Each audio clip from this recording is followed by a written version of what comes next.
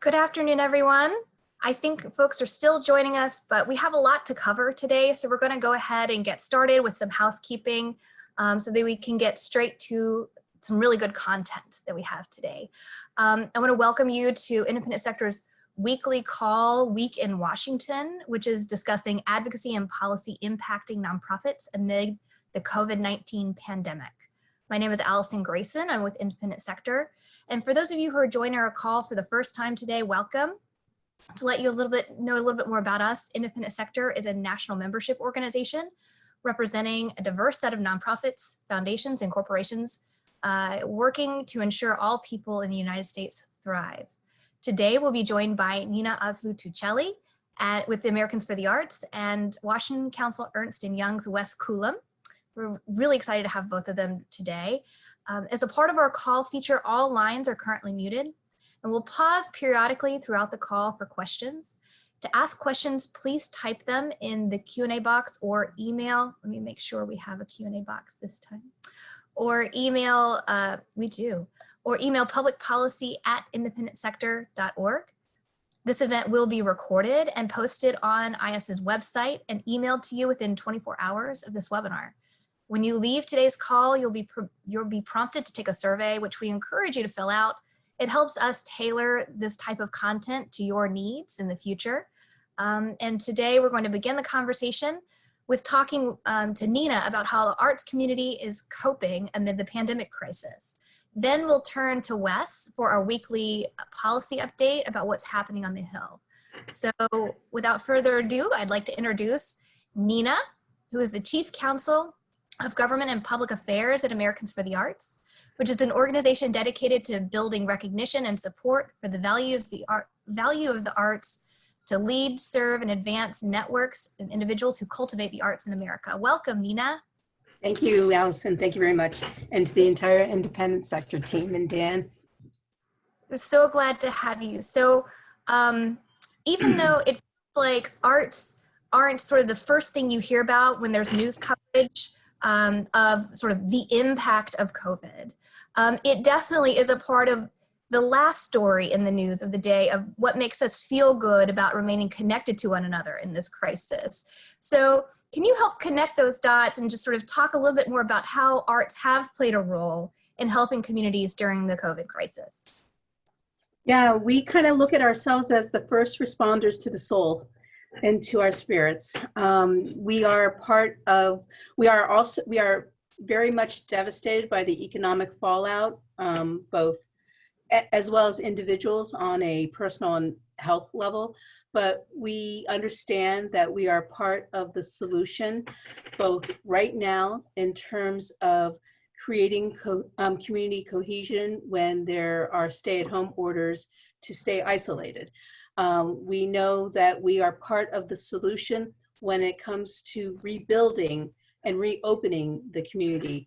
But the one thing that we all know as a fact is that arts organizations are the ones that were the first to close as a result of being audience-driven industries. And we're also going to be on the longest tail and the last to open. So we have a unique economic situation as well. So I want to talk about that a little bit more, even though the arts are at the forefront of what's keeping us together and in some ways sustaining our mental health during this time.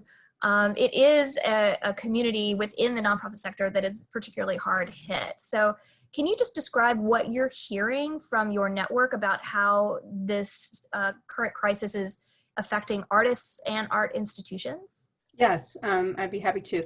Americans for the Arts is actually involved with 3 major national studies that we initiated very quickly in the early parts of March when we started hearing from our members about cancellations and changes happening within their community, especially coming from the West Coast, Seattle, and California first. So we immediately put together a research impact study on the impact of COVID-19 on both nonprofit and commercial arts organizations and also independent artists, but primarily focused on nonprofit arts organizations. That was really very important to be able to, one, document how quickly this impact happened, how it happened as a trend, as you could see it going from the West Coast to the East Coast to the middle of the country, in terms of how many organizations had to cancel shows, for how long they're going to be canceled. What we know is that 76% of Americans, excuse me, I want to say a different thing. $5.5 billion is what we are already counting measurably on the impact that has happened to nonprofit arts organizations as a result of lost revenue, canceled events. We know that over 210 million admissions have been canceled as a result of this year. We know that all summer festivals pretty much across the country have been canceled. So much of our arts organizations' revenues are also very much based on a seasonal effort. And we're very concerned about the latter half of the year, where a dance company can rely on the Nutcracker to support their entire season. Their entire fiscal year by just the holiday season of Nutcracker. The same thing can be true with a lot of other kinds of industries. So what we are seeing now is that many of these cancellations are most likely going to be happening through the entire year. And there are lots of other arts organizations as well taking a lead in coming up with ways that we can slowly perhaps reopen, but we're not looking at any organizations thinking it's going to be the same until at least 2021. Of course, that depends on each state and the mayors and the governors within that area of how quickly they want to open and how much risk they want to take. We're finding that our arts organizations are not great risk takers when it comes to the health of their audiences. And I think that's a good thing. And so they are taking a more conservative approach to taking steps slowly. What we're encouraging is a lot of our arts organizations to get on the task force of governors and mayors' offices to be part of the reopening policies so that they can be involved at the table as opposed to a recipient of orders that may not be applicable to an arts organization. So one of the things that I think is really interesting you've highlighted that I think we're experiencing across the sector is just this need for information, right? So the first thing you did is you had to collect data on what on earth was happening within the arts community. And I think we're seeing that in other subsectors within the nonprofit sector. I know with the independent sector, we're fielding lots of surveys as well. So this data gap, just to be able to educate folks on, educate external audiences, right? Yeah. On the sector. You are also doing a lot of work focused directly on your community and providing supports to your community. So, you guys are really at the cutting edge of the different types of programs that you want to provide in order to support the range of needs that arts is experiencing. So what are some examples of the kind of supports that you're providing that other institutions may be able to learn from as a best practice? Sure. Well, for us, research is the fuel for our advocacy engine. And so everything is grounded on research. So we use the Arts Organization Impact Study and also an additional study that we did on impact on individual artists as well, which are now reporting close to 72% unemployment rate of gig artists across the country. We use that to help inform a policy position that we took to Congress that we had in hand before the first CARES Act was even drafted. So it was very important to have that research to be able to justify the need of this particular industry and the uniqueness of this industry. Two areas that we wanted to focus on is the impact of nonprofit arts organizations, not only as a social cohesion builder, but as an economic engine within communities. So we want to highlight that point. And we also wanted to highlight the very specific role of gig artists and how they kind of fall between a self-employed business and a self-employed individual. And we knew that this was the area that arts groups were going to have the biggest crack because there is not enough grant money to support individual artists that they give out as grants for their entire employment. So it was very key to us to make sure that those writing the bills for the SBA portion of the Paycheck Protection Program, the EIDL loan program, and also for pandemic unemployment compensation, completely new ground was created. And it's not just arts gig workers that did this. There are other industries that were very much part of this advocacy effort. I'm just glad that our work for individual artists was able to get through so that it became part of the law, so that now gig artists can apply. They actually have a choice. They can either apply for pandemic unemployment. Prior to this, self-employed individuals were never eligible for unemployment compensation. So this has been a huge learning curve for them as well. Additionally, self-employed individuals were never allowed to apply as an SBA small business. And so they also got recognized as a small business, but they're just an employment of one person. So that was great. So we also were able to secure funding for things like the National Endowment for the Arts, National Endowment for the Humanities, Institute for Museum Library Services, Corporation for Public Broadcasting, to get fast track grants out. And we were able to make sure that they were for general operating support, even though their statutory language requires that it be for project support, for projects that are impossible to produce at this time. So we were able to get them to change it to general operating support, and also to waive the statutory requirement to have a matching gift externally to that federal grant. That relieved a lot of help. So we were also able to get those funds inside that first CARES Act, in addition to all the eligibility rules for those.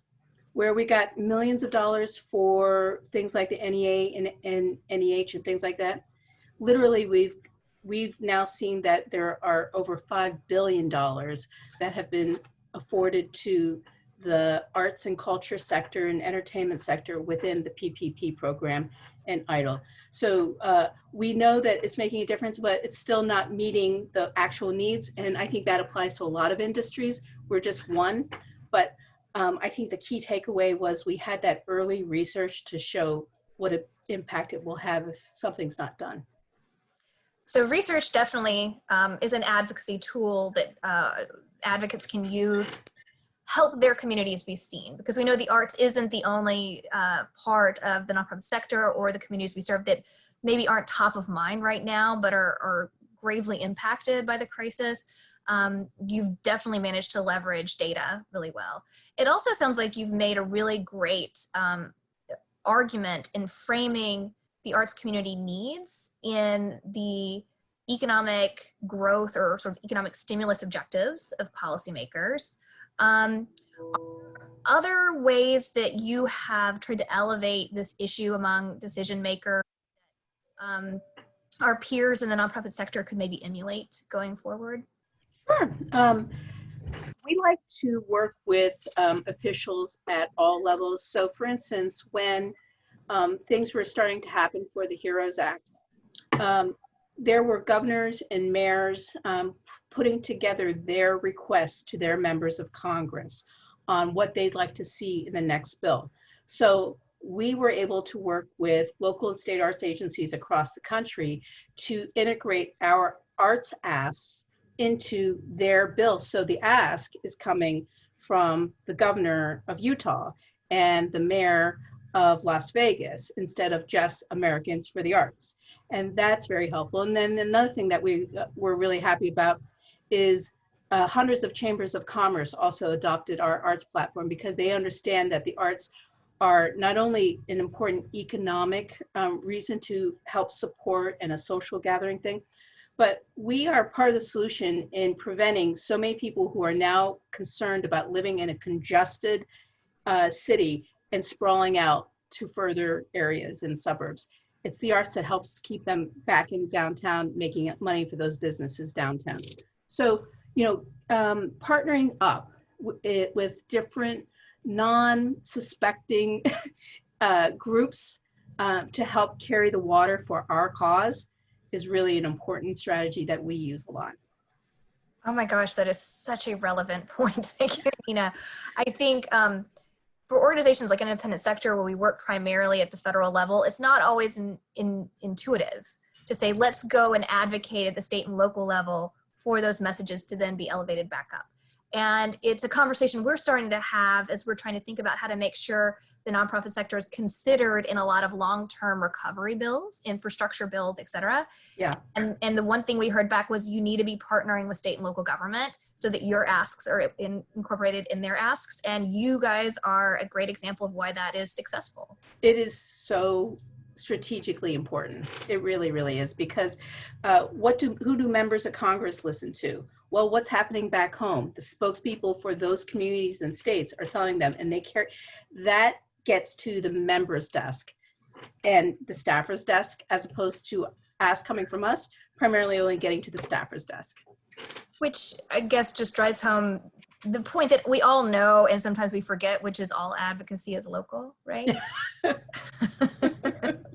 So I'm going to pause for a minute. I actually have a couple of other questions I would love to ask Nina, but I want to make sure we're hearing from folks on the call. So I'm going to pause for a minute and just remind you, if you have a question, you're welcome to log into the Q&A box and pose your question virtually, or you can email publicpolicy@independentsector.org. I'm going to wait just a minute for that. And in the meantime, Nina, I have another question while we're waiting to see if there are questions coming in from the group.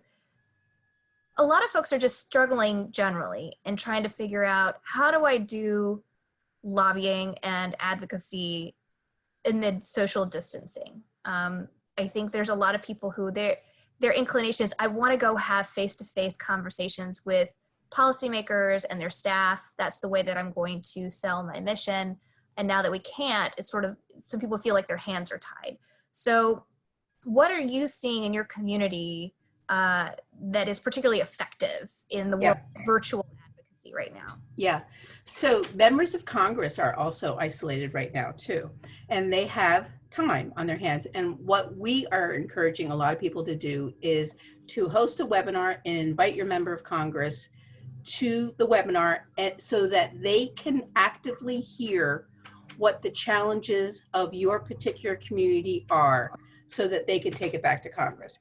And a great example of that is recently a lot of folks in Los Angeles that are very union-oriented artists asked Adam Schiff, Congressman Adam Schiff, to come to their virtual town hall meeting, which is essentially a webinar, a Zoom call.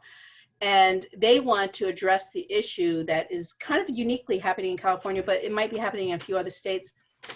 There's an issue in the pandemic unemployment of hybrid workers having a hard time getting unemployment compensation, because they might have a combination of some W-2 money that they make at a Starbucks, and they have 1099 money for music gigs and concerts that they do. And California is saying you don't have enough W-2 to qualify, and they don't allow them to open the door into pandemic unemployment compensation. So they're getting stuck. And so they invited Adam Schiff to come listen to what their problems are. And within 2 days, Adam Schiff got a whole list of other members, primarily almost all of the entire California delegation, plus a lot of other key members, to send letters to Nancy Pelosi and the Senate Majority Leader, and to say, this is what the issue is. And so what you're doing is you are asking that member to take on your issue and elevate the voice of it as a peer-to-peer, member-to-member advocacy approach. That's very effective, I find. That's awesome. Well, you have given us some excellent advocacy strategies to deploy. So thank you so much, Nina. This is so helpful. Also, I want to remind folks on our page where we announce this this call is a list of resources from Americans for the Arts with links, including things like Nina hosts office hours for her members so that they can ask questions, which I think is a really great strategy for a network during this time of uncertainty. Everybody's trying to figure out how to navigate in a gray area, and I think that's a really neat strategy as well. So if I could add something on that, why it was so important is because as I had said earlier, 1099 workers have never had the avenue of an SBA loan because they didn't see themselves as a business, and they never saw themselves as eligible for unemployment because they weren't previous W-2 workers. And so they have a huge hurdle of learning and training and not feeling overwhelmed. So it's been really important to train, because it would be a shame if we worked and did all this lobbying to get them eligible and the money wasn't tapped. So we needed to make sure that happened too. We've also heard the same thing for small nonprofits, that yes, it's all new to them as well, right? Yep. Excellent practices. Okay, Wes, so you're going to tell us exactly how to use all of these tips and tricks that Nina has shared on the most breaking news happening on the Hill. So can you update us on what's going on? You bet. And Nina did a great job. Good insights, good practical application of what to do out there to advocate for your organization. So what's happening now is kind of people are looking at the CARES Act, what happened there. They plussed up the PPP program, as you recall, several weeks ago. Last week, the House is now saying, let's do another round of relief. And they did pass about roughly $3 trillion large package called the HEROES Act, which would provide a couple of things, several things in that package. Increased spending in various areas, elections, rent assistance, healthcare workers, lots of money across the board in various areas in that package. It also tries to modify and update the PPP loan program, expands it for nonprofits to all nonprofits of all sizes, no size limitation there. Makes the loan forgiveness provisions more generous for all organizations, extends out the 8 weeks, 24 weeks. It also has a nice set aside in there of 25% of the existing funds in the PPP program for nonprofits, and also a smaller set aside for smaller nonprofits of less than 500. So that's very positive in there. Hopefully the funding will be available when the bill is actually passed. So that 25% set aside is helpful to the sector, but it is in the House bill, and hopefully that will retain in the Senate version. So what's going on today? The Senate is trying to wrap up their session today. There has been some movement in trying to fix the loan forgiveness piece on a one-off basis. The Senate is trying to pass a bill today before I leave town this afternoon to extend that 8-week loan forgiveness piece in the PPP program to 16 weeks at least, and possibly more. If they pass that, then they will then have to then send it to the House, who will probably take up a bill next week, potentially to target some more relief on the PPP program in the interim before they get to the bigger HEROES Act, the bigger package later on. So there's some small things going on the PPP program. There's also the bigger effort on a larger package. Senator McConnell in the Senate has not been as enthusiastic about doing a bigger package. They're more on the wait and see approach, kind of analyzing what's been out there so far in the programs, and not eager to run forward with a new bill. I think the pressure on them will grow for the next week or two, and they will at some point when they come back from their break after Memorial Day, probably the first week of June, I think the Senate will then start considering additional legislation in response to what the House did in the HEROES Act.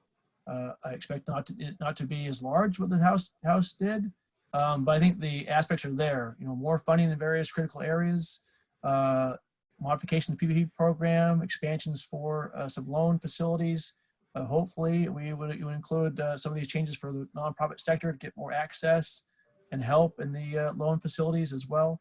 So hopefully they'll move on that. It's not going to be a quick process, though. It could take a good portion of the month of June before they actually get something, a compromise package put together in the House and the Senate.